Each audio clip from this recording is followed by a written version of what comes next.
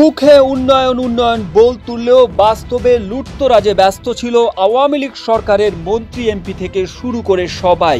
The ministers millions শিরোনামে কাতার ভিত্তিক সংবাদ মাধ্যম আল জাজিরার অনুসন্ধানে এবার বেরিয়ে আসলো সাবেক ভূমিমন্ত্রী সাইফুজ্জামান চৌধুরীর চমকে ওঠার মতো সম্পদের তথ্য।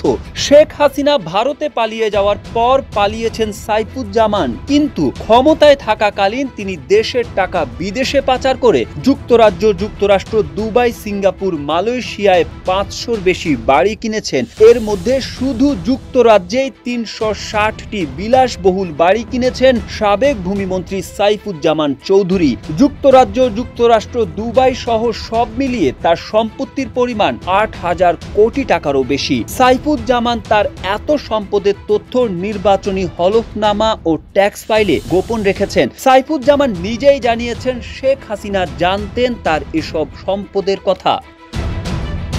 একমাত্র ওয়ালটন এসি দিচ্ছে 1 বছরের রিপ্লেসমেন্ট গ্যারান্টি।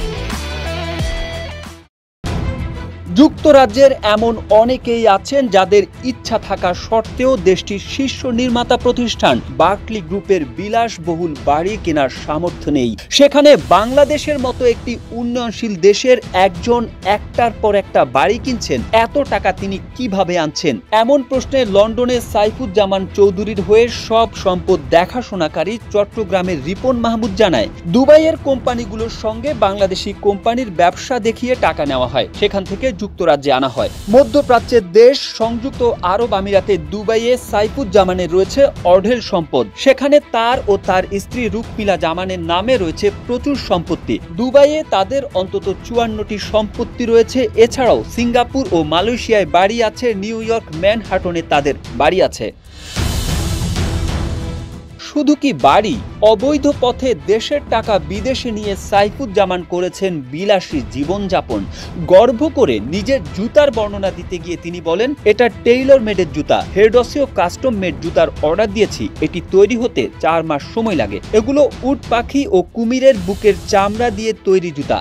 সম্পূর্ণ বুকের চামড়া দিয়ে তৈরি জুতাগুলোর দাম 6,000 পাউন্ড, আর অর্ধেক কুমিরের বুকের চামড়া ও বাছুরের চামড়ার অর্ধেক দিয়ে তৈরি জুতার দাম 3,000 পাউন্ড। এটা খুবই ভালো। আর প্রতিবার লন্ডনে গেলে 2-3 হাজার পাউন্ড স্যুট কিনতে ব্যয় করেন। গ্যারেজে তিনি দেখান তার বিলাসবহুল রোলস রয়েস। সাবেক ভূমিমন্ত্রীর বিদেশে এত বাড়ির বিষয়ে দ্য মিনিস্টার্স মিলিয়ন্স প্রতিবেদনটি প্রকাশের আগে গত বছর একটি বাংলাদেশি গণমাধ্যমে প্রতিবেদন করা হয়েছিল। সেই প্রতিবেদন প্রকাশের পরে সাইফুজ্জামান টাকা পাচার এবং বাড়ি কেনা তো কমাননি, বরঞ্চ বাড়িয়েছেন। কারণ 2023 সালের সেই প্রতিবেদনে বলা হয়েছিল যুক্তরাজ্যে তার বাড়ি 260টি, আর দ্য মিনিস্টার্স মিলিয়ন্সে বলা হয় তার বাড়ি 360টি। অর্থাৎ 1 বছরে তিনি 100টি বাড়ি কিনেছেন। ছাত্র জনতার গণ অভ্যুত্থানের পর বিদেশে পাচারকারী সাইফুজ্জামানকে একটি ফোন কলে বিদ্রূপের হাসি হেসে বলতে শোনা যায়, কোথায় আপনি এখন?